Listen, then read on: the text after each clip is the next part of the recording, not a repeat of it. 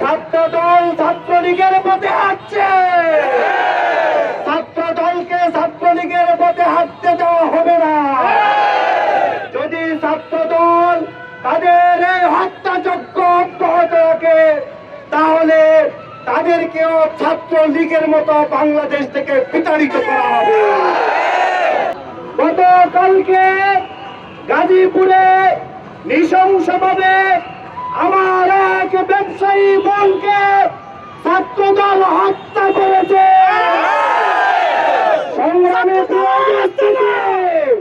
আমরা বলতে চাই, ছাত্রদল একটা সন্ত্রাসী সংগঠন।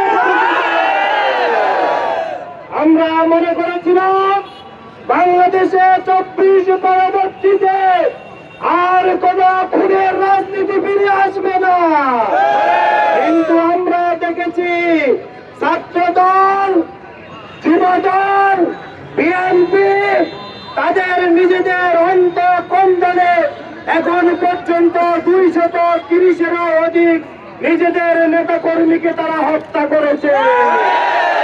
নিজেদের নেতা কর্মীদেরকে হত্যা করে তারা ক্ষান্ত হয়নি, বরং তারা বাংলাদেশে বিশ্ববিদ্যালয়ের শিক্ষার্থীদের হত্যা করেছে, কলেজের শিক্ষার্থীদেরকে হত্যা করেছে।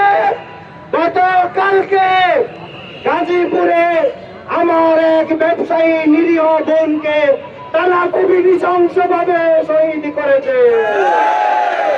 এবং আমরা দেখেছি গত কয়েকদিন আগে শেরপুরে বাংলাদেশ জামাত ইসলামীর একজন ভাইকে তারা কুপিয়ে গলা কেটে হত্যা করেছে। আমরা বলতে চাই, ছাত্রদল ছাত্রলীগের পথে হাঁটছে। ছাত্রদলকে ছাত্রলীগের পথে হাঁটতে দেওয়া হবে না।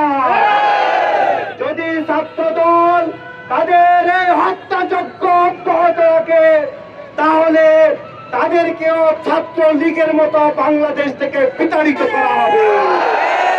ছাত্রদলের এই সন্ত্রাসী কার্যক্রম তারা আস্তে আস্তে করে গ্রাম পর্যায় থেকে শহর, শহর পর্যায় থেকে বিশ্ববিদ্যালয় শুরু করার পরিকল্পনা করছে। আমরা সচেতন ছাত্র সমাজ কি তা হতে দেব? আমরা তা রুখে দেব ইনশাআল্লাহ। সংগ্রামী প্রিয় উপস্থিতি, সারা বাংলাদেশে আমার বোনেদের উপর, আমার মায়েদের উপর তারা আক্রমণ করছে, তাদেরকে হেনস্থা করছে। তারা দিনের বেলায় মিডিয়াতে ফাঁকাবুড়ি তোলে তারা নাকি নারীবাদীর পক্ষে, কিন্তু গতকালকে গাজীপুরে যেই বোনকে মারা হয়েছিল, হত্যা করা হয়েছিল, ছাত্র দলের কোন নেতা কর্মীর ফেসবুক পোস্টে সেই বোনের পক্ষ নিতে আমরা দেখি না। সুতরাং বুঝে যায়, ছাত্র দল এদেশে কোন একটা ঘটনা ঘটলে সেটাকে ফায়দা করে তাদের রাজনৈতিক উদ্দেশ্য হাসিলের চেষ্টা করে।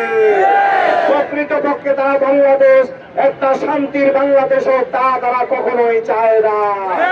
সংগ্রামী প্রিয় উপস্থিতি, আগামী দিনে ছাত্র দলের এই সন্ত্রাসী কার্যক্রমে রুখে দিতে ঐক্যবদ্ধ প্রচেষ্টার মাধ্যমে আমরা এই বাংলাদেশকে একটা স্বপ্নের বাংলাদেশে রূপান্তরিত করবো ইনশাআল্লাহ। সকলকে ধন্যবাদ, মোবারকবাদ জানিয়ে আমার বক্তব্য শেষ করছি। আসসালামু আলাইকুম ওয়া রাহমাতুল্লাহি ওয়া বারাকাতুহু।